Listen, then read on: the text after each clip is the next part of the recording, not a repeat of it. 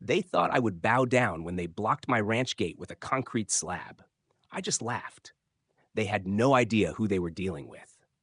A retired real estate engineer with too much free time and a well-stocked bank account. When I bought the entire street and tripled their HOA fees, Charlotte's face turned as white as paper. But that was just the beginning of my revenge. Where are you watching this video from? Drop a comment below, I'm really curious. And brace yourself to see the extreme payback of a mild-mannered man pushed to his breaking point.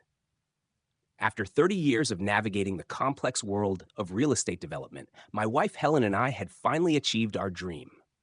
We purchased a beautiful 5-acre ranch property just outside of Oakwood Estates, an upscale suburban development in Colorado. The property had everything we wanted: a charming main house, beautiful views of the mountains, and most importantly, privacy. We'd worked hard all our lives, and this was our reward. Helen, a sharp-minded retired corporate attorney, was as excited as I was about this new chapter. Our first project was to replace the old rusty entrance gate with something more fitting for our dream property: a beautiful wooden ranch gate with stone columns on either side. It wasn't flashy or ostentatious, just tasteful and well-built, like everything else we wanted for our retirement home. We hired contractors, got the permits, and began construction on our gate. Everything was proceeding smoothly, or so we thought. One morning in early spring, I headed out to check on the gate construction progress, coffee mug in hand, anticipating another peaceful day in our new paradise. What I found instead made me stop in my tracks. A massive concrete block, easily weighing over a ton, had been placed directly in front of our half-finished gate entrance, completely blocking access to our property. Next to it was a printed notice with the Oakwood Estates Homeowners Association logo prominently displayed at the top. The notice stated in bold lettering that our gate construction violated community aesthetic guidelines and was to be immediately discontinued. I stood there utterly bewildered. Our property wasn't even part of Oakwood Estates. We had specifically chosen this parcel because it was independent with no HOA oversight. I called Helen, who immediately joined me at the blockade.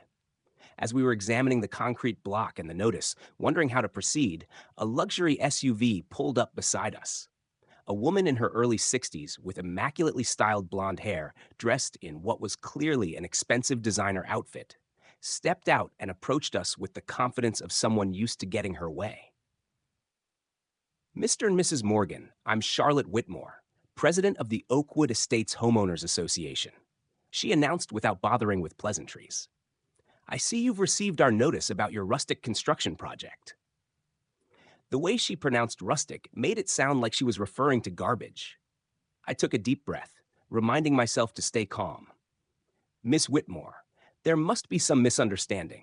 Our property isn't part of Oakwood Estates. We specifically verified that before purchasing. Charlotte's smile didn't waver, but her eyes hardened. The property may not be, Mr. Morgan, but the access road certainly is. Check your paperwork.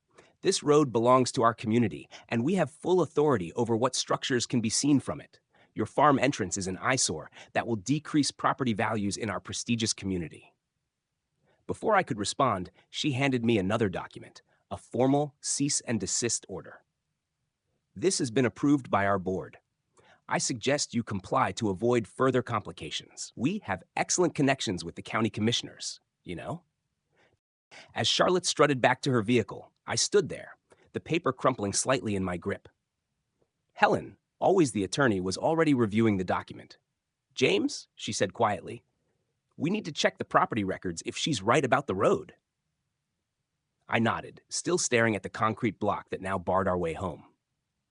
After 30 years in real estate development, I knew that property line disputes could be complex. But this felt different. This felt like a challenge, a power play by someone used to bullying others into submission. What Charlotte didn't know was that she had just picked a fight with exactly the wrong person. As we turned to head back to the house, taking the long way around through our neighbor's driveway, thankfully, Thomas Cooper was a friendly former military man who had no love for the HOA either. Helen squeezed my hand. They don't know who they've just messed with, she whispered. I nodded, my mind already mapping out possibilities and strategies. The battle had just begun. The next morning, I was up at dawn, poring over our property documents spread across our dining room table. Helen joined me, bringing fresh coffee and her legal expertise. By midday, a troubling picture had emerged. While our ranch property was indeed outside the HOA's jurisdiction, the short access road connecting our entrance to the main street technically fell within Oakwood Estates' boundaries. The original developer had included this strip of land in the community plans, but had never properly transferred our access easement when our parcel was subdivided years ago. It was a technical oversight that Charlotte Whitmore had obviously discovered and was now exploiting. "This is ridiculous," Helen said, pushing away a stack of papers in frustration. "They can't just block access to our property. There are right-of-ways laws, easement by necessity principles." I agreed, but knew that fighting this through conventional channels could take months, if not years. And during that time, we'd be at the mercy of Charlotte's whims.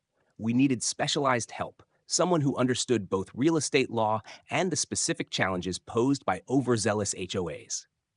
That afternoon, we contacted Sophia Patel, a brilliant real estate attorney known for helping homeowners against predatory HOA practices. She agreed to meet us the next day. Sophia arrived at our home precisely on time, a petite woman with an immediately evident intensity and intelligence. "Tell me everything," she said as we sat on our back porch overlooking the mountains, a view we currently had to enjoy by taking the long way around our property since our front entrance remained blocked. As we explained our situation, she took detailed notes, occasionally asking sharp, precise questions. When we finished, she sat back and gave us a measured look. "The HOA is technically correct about the road ownership, but they're grossly overstepping their authority by blocking access to your property. That's potentially illegal. However, fighting them directly through legal channels could be lengthy and expensive. HOAs have deep pockets and can drag these things out." Then she asked a question that would change everything. "Have you looked into who actually owns the road itself?" I frowned, not understanding. "The HOA does, right?" Sophia smiled, a hint of mischief in her expression. "Not necessarily. HOAs don't always own the roads in their communities. Sometimes the roads remain the property of the original developer, with the HOA having management rights by agreement. And sometimes, especially if the developer went bankrupt or restructured, ownership can be complicated." She pulled out her laptop and showed us how to access the county's property records database. Together, we spent hours digging through digital archives, following a paper trail that had been gathering dust for years. What we discovered was astonishing. The road in question, Oakwood Lane, had never been properly transferred to the HOA. The original developer, Westfield Properties, had gone bankrupt during the 2008 financial crisis. And while most of the community assets had been properly assigned to the newly formed Homeowners Association, several parcels, including our access road, had been acquired by a holding company during the bankruptcy proceedings. This company, Sierra Holdings LLC, appeared to be a passive investment entity that likely had no idea they owned this small strip of asphalt in a Colorado suburb. "So, the HOA doesn't actually own the road they're blocking us from using?" I said slowly, the implications dawning on me. Sophia nodded, a smile spreading across her face. "They likely have a management agreement, but actual ownership, no." And here's where it gets interesting. Sierra Holdings has been dormant for years. They've been paying the minimal property taxes automatically, but they might be very open to selling this asset that's just sitting on their books. The three of us looked at each other, the same thought clearly forming. "What if I bought the road?" I asked, feeling a surge of excitement I hadn't experienced since my working days. "Could I actually do that?" My smile widened. "Let me make some calls." The next day, while we were still processing this revelation, we received another unwelcome visit from Charlotte Whitmore. This time, she was accompanied by Andrew Green, the HOA's vice president, an overweight man in his 60s, wearing a golf shirt that strained against his belly and a Rolex watch he made sure was visible with every exaggerated gesture. "The board has reviewed your situation," Charlotte announced without preamble, "and we're willing to allow your gate construction to continue if you make certain modifications." The proposal they outlined was ridiculous. Our simple, tasteful ranch entrance would need to be replaced with something that matched Oakwood Estates' Mediterranean villa aesthetic, complete with stucco columns and wrought iron. The cost would triple, and the result would look completely out of place on our ranch property. When we politely declined, Andrew stepped forward, his tone condescending. You people need to understand that Oakwood Estates has the highest property values in the county. We don't achieve that by letting just anyone put up whatever eyesore they fancy. The thinly veiled contempt in his voice made my blood boil. But years of business negotiations had taught me to control my reactions. We'll take your suggestions under advisement, I said neutrally. After they left, Helen turned to me with a determined look. James, we need to make those calls to Sierra Holdings immediately. I couldn't have agreed more. As we worked with Sophia to contact Sierra Holdings, we also began gathering information about the HOA itself. Our neighbor Thomas proved invaluable, introducing us to other homeowners who had clashed with Charlotte's regime. The stories were remarkably similar: arbitrary rule enforcement, selective targeting, and an atmosphere of intimidation. More concerning were the whispers about financial irregularities. The annual landscaping budget doubled last year, one resident told us confidentially. But half the community's trees died because they cut back on watering to save money. Nobody knows where the extra funds went. We carefully documented everything, building a dossier that might prove useful later. Sophia put it best when she placed the folder of documents on our table. James, do you know what happens when HOA administrators discover they no longer control their own roads? I smiled. I don't know, but I'm certainly going to enjoy finding out.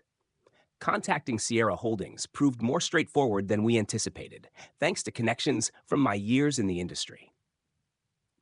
A former colleague now worked for the investment group that managed Sierra's dormant assets and was intrigued by my interest in the seemingly worthless strip of asphalt.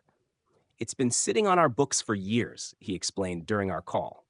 The property taxes are minimal, but honestly, it's just administrative overhead for us at this point.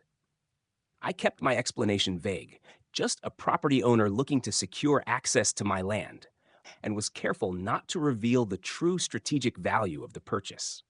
After some negotiation, we settled on a surprisingly reasonable price. The holding company was simply happy to offload a non-performing asset, and I was more than happy to take it off their hands.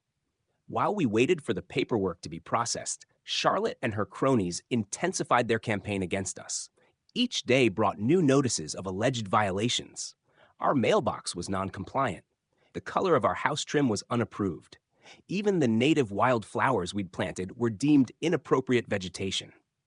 Andrew Green seemed to take particular pleasure in delivering these notices personally, always with the same smug smile. We documented each one meticulously, following Sophia's advice to build our case while keeping our actual plans secret. Let them think they're winning, she counseled.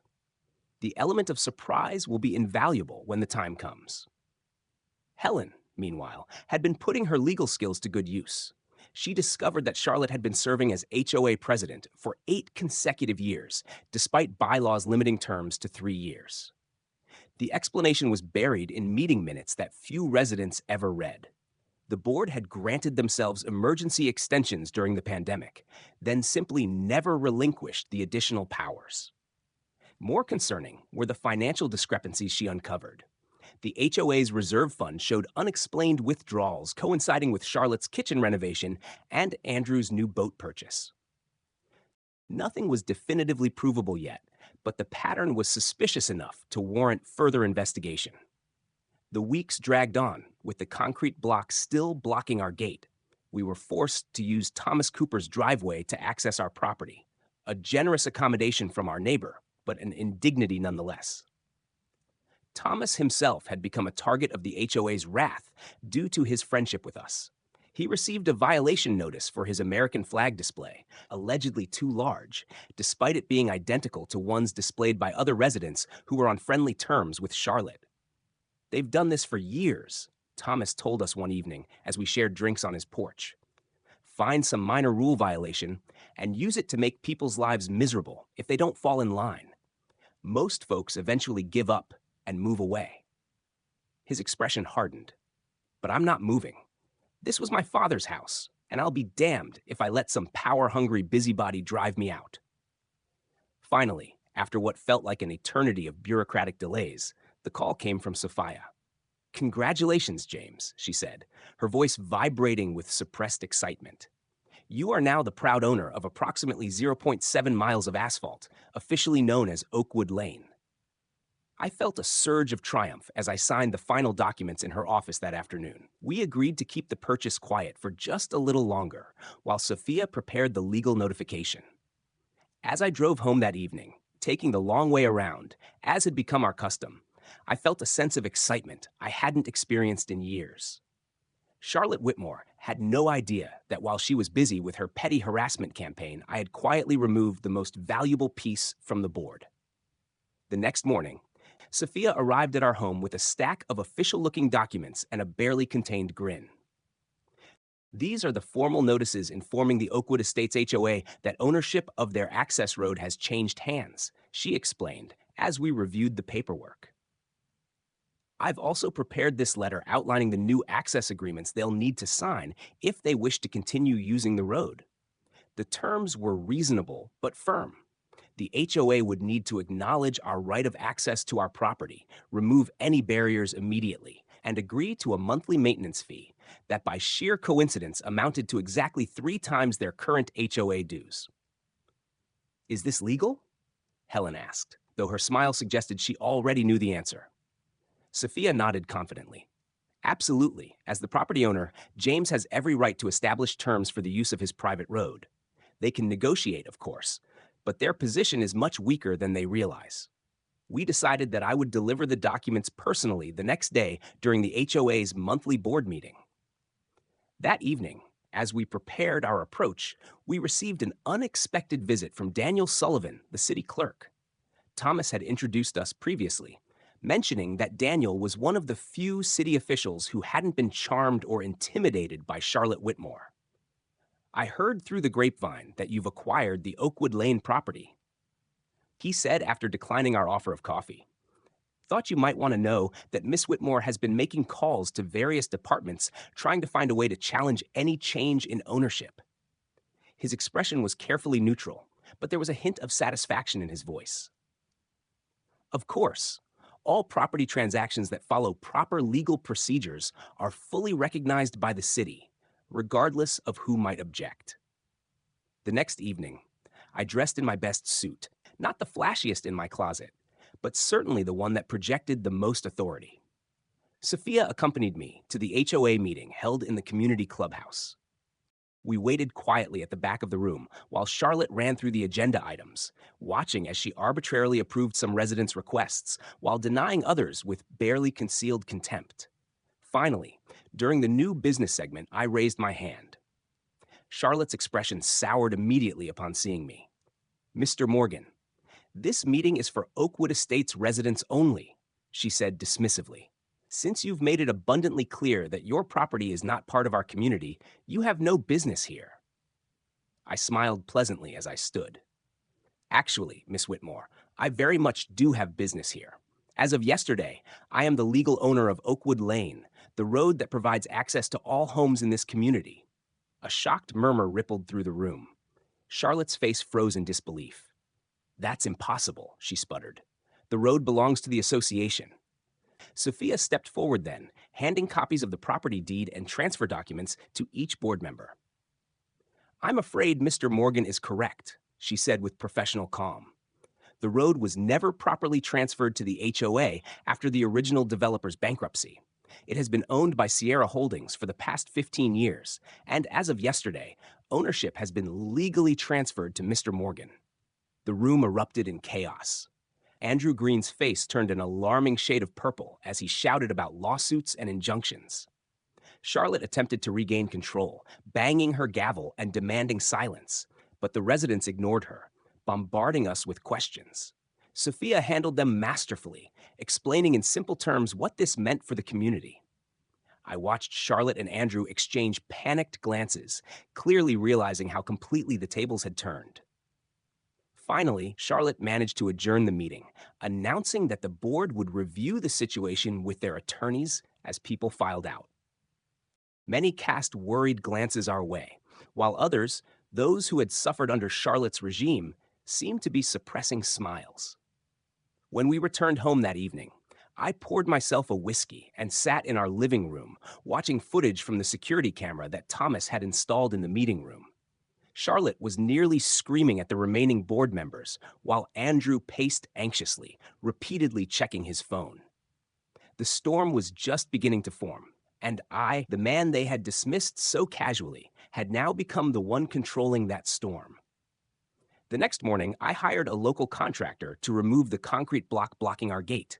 Charlotte must have been watching because she appeared within minutes, accompanied by Andrew and 2 workers from the community's maintenance company. "Stop this immediately," she demanded, stepping directly in front of the excavator. "You have no authority to modify HOA property." I simply handed her a copy of the property deed. "This isn't HOA property anymore, Miss Whitmore. It's my property, and I'm removing an unauthorized obstruction from it."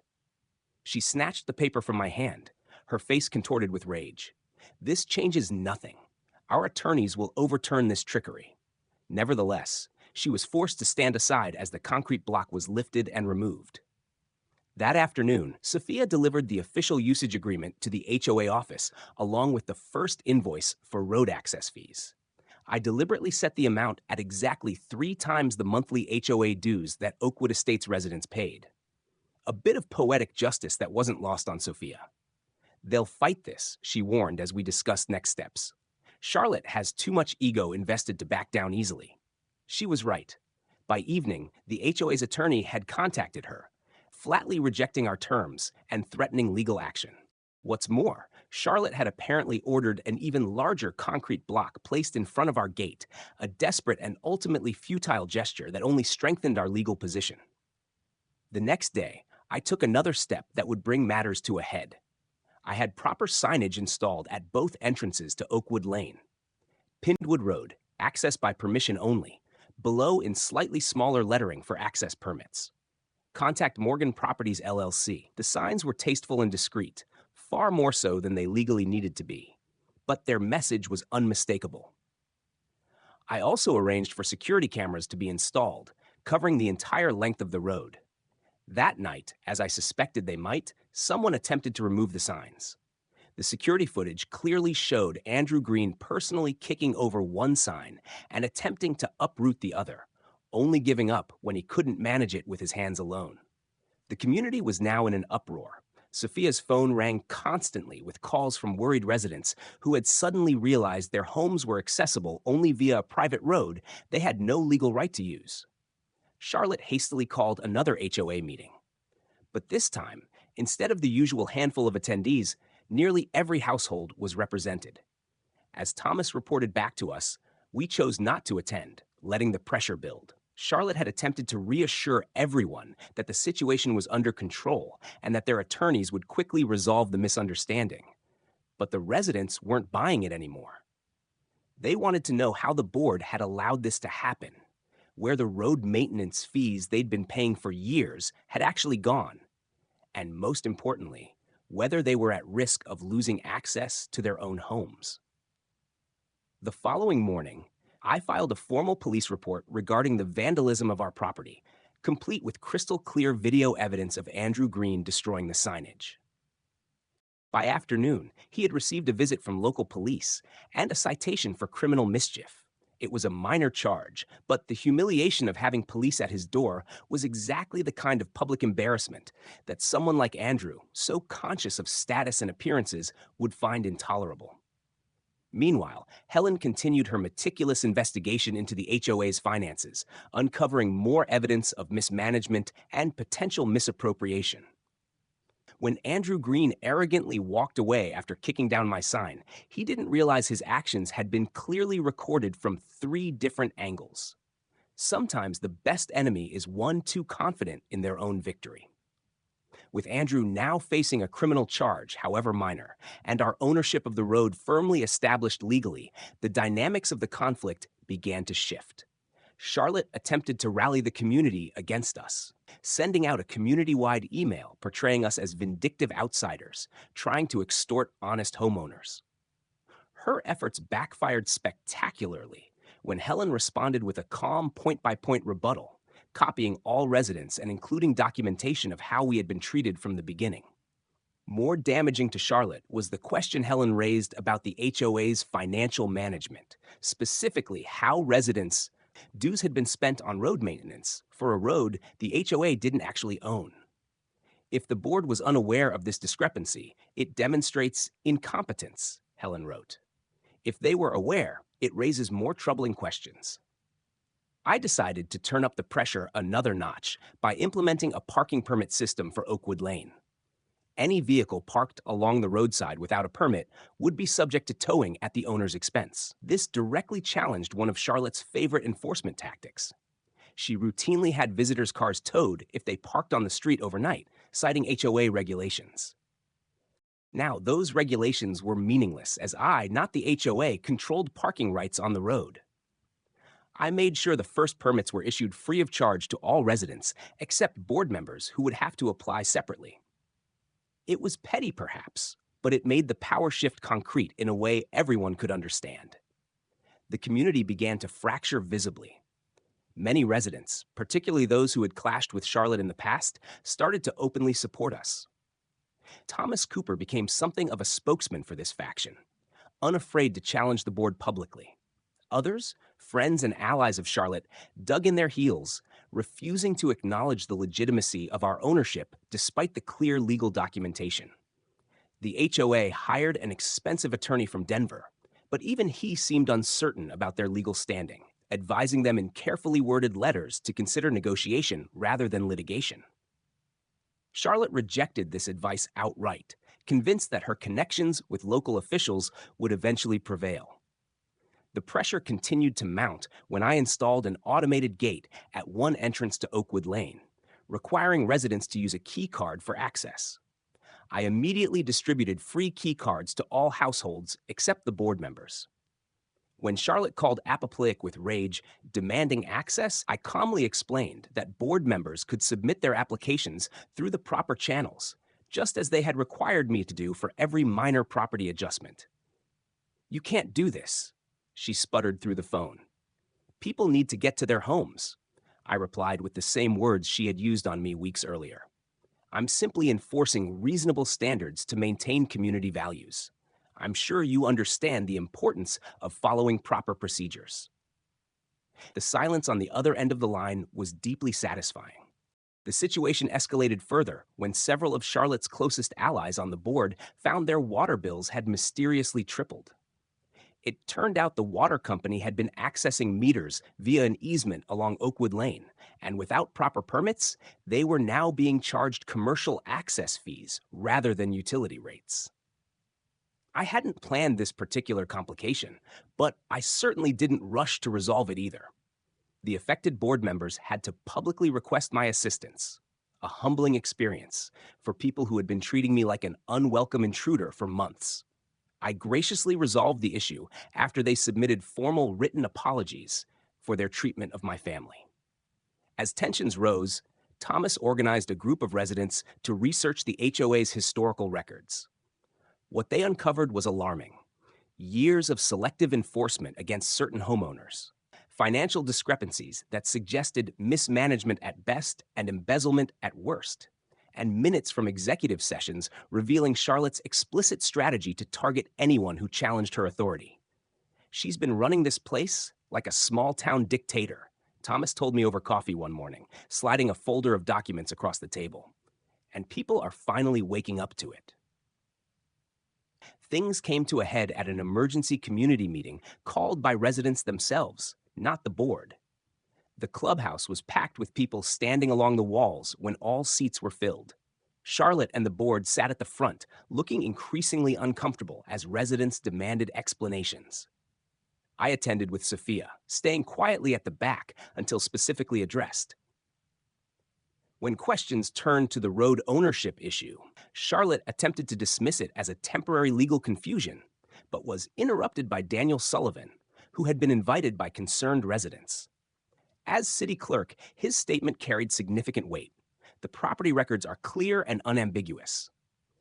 Oakwood Lane is privately owned by Mr. Morgan and has never been the property of the Homeowners Association, despite what residents may have been led to believe. The meeting devolved into near chaos after that revelation. Some residents demanded the board's immediate resignation, while others called for a forensic audit of the HOA's finances.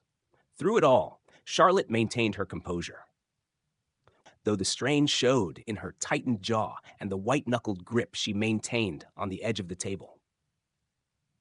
When directly asked what options the community had, Sophia stepped forward and outlined the agreement we had proposed. Fair access rights for all residents in exchange for reasonable fees and the removal of any barriers to our property. Mr. Morgan has no desire to restrict anyone's access to their home, she explained. He simply wants the harassment of his family to end and his own property rights to be respected. One elderly resident, who'd been silent throughout the meeting, suddenly stood up, his voice quavering with emotion. I've lived here for 15 years, and I've paid over $20,000 in road maintenance fees during that time. I want to know where that money went if we don't even own the road. His question hung in the air as Charlotte visibly paled. Another resident, a young mother I recognized from neighborhood walks, added, "My family was fined $300 last month because our garbage cans were visible from the street for an extra day while I was at the hospital with my son. Meanwhile, you've been spending our money on a road that isn't ours. This isn't right." The murmurs of agreement swept through the room like a wave. Charlotte, sensing that public opinion was turning against her, attempted one last desperate maneuver. "Mr. Morgan is holding this entire community hostage," she declared, rising to her feet. "He's demanding exorbitant fees just for us to use our own road." Mia calmly countered with facts. "The proposed fee is exactly what the HOA has been charging its members for road maintenance all these years. Maintenance of a road it didn't own. If the amount is exorbitant now, it was equally exorbitant when you were collecting it." The room fell silent as this point sank in. I finally spoke up, keeping my voice level despite the tension in the room. "We can negotiate like civilized people," I said, "or we can continue this game. But I should warn you, I have a lot of free time on my hands." The day after the community meeting, I received a surprising phone call. Andrew Green wanted to meet privately away from Charlotte and the other board members. We agreed to talk at a coffee shop in the next town over, where we were unlikely to be seen by any Oakwood Estates residents. Andrew arrived looking significantly less polished than usual, his designer golf shirt replaced by a plain button-down, his usual confident swagger absent. He wasted no time getting to the point. "I want out of this mess. Charlotte has gone too far, and I'm not going down with her." What followed was a remarkable confession. According to Andrew, Charlotte had been manipulating the HOA's finances for years, using community funds for personal expenses and falsifying reports to the membership. He claimed to have objected initially, but had eventually been compromised himself when Charlotte arranged for HOA funds to pay for his boat under the guise of community water safety equipment. I listened without interrupting, recording our conversation with Andrew's knowledge and consent. When he finished, I asked the obvious question, "Why are you telling me this now?" His answer was equal parts pathetic and pragmatic. "Because you've won. Charlotte doesn't see it yet, but I do, and I want to negotiate my own surrender before everything collapses." He offered to provide documentation of financial misconduct in exchange for my agreement not to pursue further legal action against him personally regarding the signed vandalism and his role in blocking our property access. It was a self-serving offer, but potentially valuable for our purposes. I told him I would consider it and discuss with my attorney. After consulting with Sophia and Helen, we decided to accept Andrew's offer, but with additional conditions. He would need to resign from the board immediately, return any misappropriated funds, and publicly acknowledge the legitimacy of our road ownership. Andrew agreed with surprising readiness, clearly more concerned with saving himself than maintaining loyalty to Charlotte. Within days, he provided us with a thumb drive containing damning financial records, fabricated invoices, board meeting minutes with sections deleted before distribution to residents, and emails between Charlotte and select board members discussing how to conceal certain expenditures from community scrutiny. Armed with this new evidence, we refined our demands to the HOA. First, Charlotte and any board members implicated in financial improprieties would need to resign immediately. Second, a new board would be elected by residents with term limits strictly enforced. Third, the HOA would formally acknowledge our property rights and remove any remaining barriers to our access. Finally, they would need to agree to our road usage terms, including the maintenance fees we had proposed. I instructed Sophia to present these terms not as a request, but as a non-negotiable settlement offer, with the clear implication that rejection would lead to both civil litigation and potential criminal charges for financial fraud. The response was swift and divided. Charlotte predictably rejected the terms outright and accused us of fabricating evidence to smear her reputation. The other board members, however, having seen the documentation Andrew provided, began to distance themselves from her, issuing carefully worded statements about their limited involvement in financial decisions and their commitment to community transparency. Andrew, true to his word, submitted his resignation, citing personal reasons that fooled no one. The community itself was in turmoil, with impromptu gatherings in driveways and heated exchanges on the neighborhood social media group. I watched this unfold with a mixture of satisfaction and weariness. This had long since ceased to be about our gate or even our access rights. It had become a necessary cleansing of a toxic leadership that had abused its power for years. When Andrew left my house, visibly shaking with the evidence of his betrayal of Charlotte in my hands, he whispered, "You don't understand. She'll destroy me." I just smiled. "No, Andrew. You destroyed yourselves when you decided to block my gate." A special community meeting was called to vote on the future of the HOA leadership and to address the road access crisis, as it was now being called. The clubhouse couldn't accommodate everyone who wanted to attend. So, the meeting was moved to the local high school gymnasium. As Helen and I took our seats, we could feel the tension in the air. This would be the reckoning that had been building for weeks. Charlotte arrived last, her usual impeccable appearance now showing signs of strain, her smile tight and forced as she made her way to the front. The current board treasurer, clearly uncomfortable, presented the evidence of financial discrepancies that had now been independently verified by an accountant hired by concerned residents. Charlotte's defense was both predictable and desperate. She characterized the investigation as a witch hunt orchestrated by outsiders, meaning us, and suggested that any financial irregularities were mere bookkeeping errors rather than deliberate misappropriation. "I have given 8 years of my life to this community," she declared, her voice rising. "I have maintained property values and community standards while the rest of the county declined, and this is the thanks I get. Accusations from people who don't even live here." It might have been a compelling performance had Andrew not chosen that moment to enter the gymnasium, accompanied by a police detective. The investigation into the HOA's finances was now officially criminal, and Andrew's plea deal required his full cooperation. What followed was both dramatic and deeply satisfying. One by one, residents stood to share stories of how Charlotte's leadership had affected them. An elderly couple described being fined repeatedly for a wheelchair ramp they needed, but which violated HOA aesthetic standards. A young family told how they had been threatened with litigation for installing an autism-friendly sensory garden for their child. Thomas Cooper, commanding attention with his military bearing, detailed the systematic targeting of anyone who challenged Charlotte's authority. Through it all, Charlotte sat rigidly, her expression hardening as her support visibly eroded with each testimony. When it came time to vote, the outcome was overwhelming.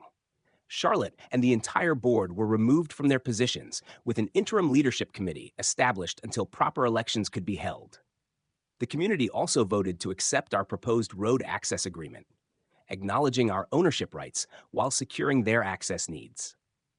As a gesture of goodwill, I announced that I would consider transferring ownership of the road back to the community, not the HOA, under specific conditions that would protect all parties' interests, including our own unhindered access to our property. This unexpected offer changed the atmosphere in the room, shifting it from vindictive satisfaction to cautious optimism about a more collaborative future. Charlotte, unable to accept her defeat with dignity, stormed out of the meeting with a final threat. "You'll be hearing from my attorneys. You can't destroy someone's reputation like this without consequences." But no one even turned to watch her leave. Instead, they were listening to my vision for how the community could truly become a place where people wanted to live, not a place they feared. Over the following weeks, the Oakwood Estates community underwent a remarkable transformation. With Charlotte and her allies removed from power, residents began to engage with neighborhood governance in ways they never had before. The interim committee, which included Thomas Cooper and several other thoughtful community members, worked diligently to revise HOA bylaws, focusing on transparency, reasonable enforcement, and genuine community enhancement rather than punitive control. I provided guidance when asked, but otherwise stayed in the background, allowing the healing process to unfold organically. True to my word, I drafted an agreement to transfer ownership of Oakwood Lane back to a newly created community trust with binding covenants that protected all residents' access rights, including ours. The agreement included safeguards against future abuse of power, including a requirement that any changes to access policies would need approval from 75% of affected property owners, not just the HOA board. Sophia helped structure the legal framework, ensuring it would withstand any future challenges while serving the community's best interests. The road would truly belong to everyone, not used as a weapon by the few against the many. Charlotte, meanwhile, attempted to make good on her threat of legal action, filing a defamation suit against me, Helen, and several community members who had spoken out. Her case was weak from the start and became weaker still when her own attorneys withdrew from representing her after reviewing the financial evidence. Within months, she quietly dropped the lawsuit and put her house on the market, unwilling to face her former neighbors daily. Andrew Green had already moved away, selling his home at a significant loss just to escape the whispers and sidelong glances that followed him around the community. The police investigation into the financial mismanagement continued with indications that formal charges would eventually be filed. As spring turned to summer, we finally completed the ranch gate that had started this entire conflict. It was exactly as we had originally planned, tasteful, appropriate for a ranch property, and entirely on our own land. We held a small celebration when it was finished, inviting neighbors who had supported us throughout the ordeal. Thomas Cooper brought his famous barbecue, and several families brought side dishes and desserts. It felt like the community gathering that Oakwood Estates should have been all along. People of different backgrounds and ages coming together as neighbors rather than adversaries. The formal announcement from the district attorney's office came just days after our gate celebration. Charlotte Whitmore was being charged with multiple counts of financial fraud and misappropriation of funds.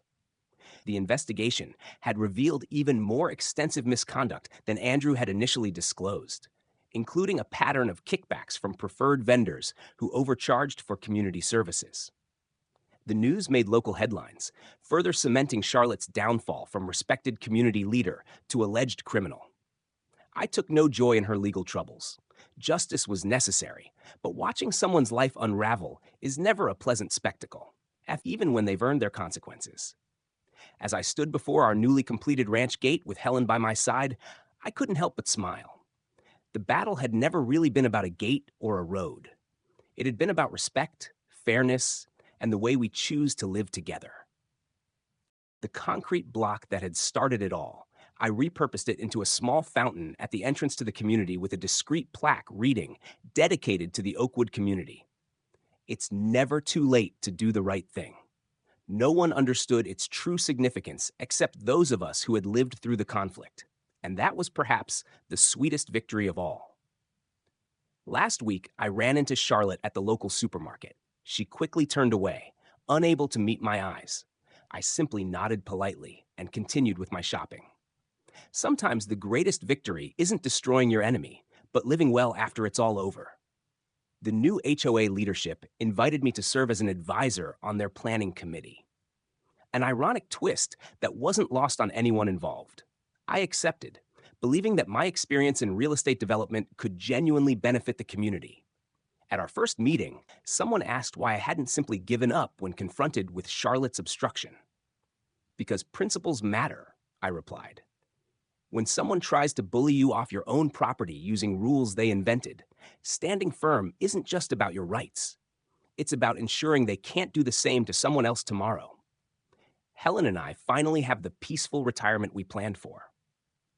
Our ranch is thriving with a small garden that supplies most of our produce and enough space for our grandchildren to run wild when they visit. We've become genuine parts of the community, not the outsiders Charlotte tried to paint us as. And every time I drive through our gate, I'm reminded that sometimes the most important battles are the ones fought not just for yourself, but for the principle of the thing. If there's a lesson in all this, perhaps it's that bullies rely on people backing down. They count on most folks deciding that the fight isn't worth the trouble, and usually they're right. Many battles aren't worth fighting. But occasionally, you encounter one that matters beyond the immediate issue. When that happens, standing your ground isn't stubbornness. It's necessary. And if you happen to have the knowledge, resources, and determination to turn the tables completely, well, that's just poetic justice. The HOA that blocked my ranch gate couldn't have known they were picking a fight with someone who had the exact skill set and temperament to dismantle their little kingdom. By trying to assert control over my property, they lost control of their own. By blocking my access, they ultimately lost exclusive rights to theirs. And in the end, everyone except those who abused their power ended up better off. I call that a happy ending worth fighting.